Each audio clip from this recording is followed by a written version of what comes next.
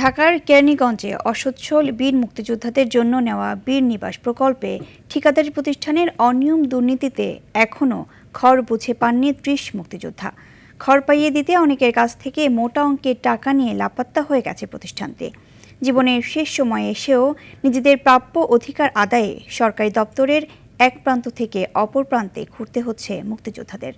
ঢাকার কেরানীগঞ্জ থেকে রাজু আহমেদের পাঠানো তথ্যচিত্রে আরও জানাচ্ছেন আব্দুল হামিদ।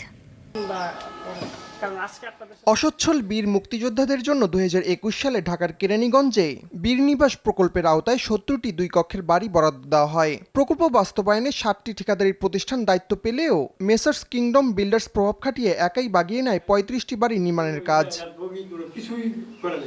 এ পর্যন্ত ৫টি বাড়ি হস্তান্তর করলেও বাকি ৩০টি বাড়ির কাজ অর্ধেক করে বেশিরভাগ বিল উঠিয়ে ২০২৩ সালে লাপাত্তা হয়ে যায় প্রতিষ্ঠানটি। ভুক্তভোগীদের অভিযোগ, ঘর পাইয়ে দিতে তাদের কাছ থেকে নেওয়া হয়েছে মোটা অঙ্কের টাকা।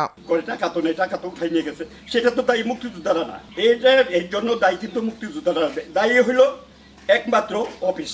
এখন ঠিকাদার কোথায় আছে, এই যে অফিস জানে, সেটা তো আর দায়ী আমরা। এখন কিছু হয়নি, আমাদের এই অবস্থা পড়ে গেছি। মুক্তিযোদ্ধারা যারা আছি সবাই হইলাম আমরা মধ্যবিত্ত ফ্যামিলি বা মধ্যবিত্তের নিচেরও আছে কিছু। কন্ট্রাক্টর ধরছে টেলিফোনে, এবং টেলিফোনে উনি বলছেন যে আমি এখানে অনেক ঋণী আছি মুক্তিযোদ্ধাদের কাছ থেকে, অনেক এর কাছ থেকে ১ লাখ টাকা নিছি, কারো কাছে ২ লাখ টাকা নিছি। তো এই টাকার দায় আমি এখানে দেনা।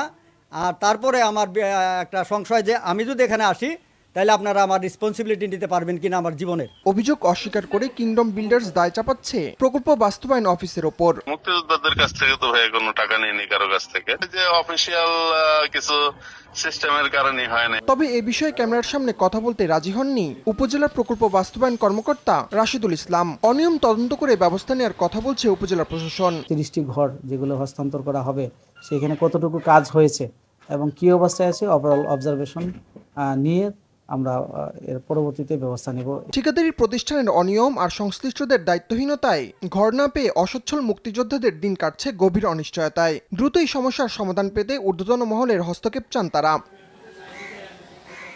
আব্দুল হামিদ, RTV।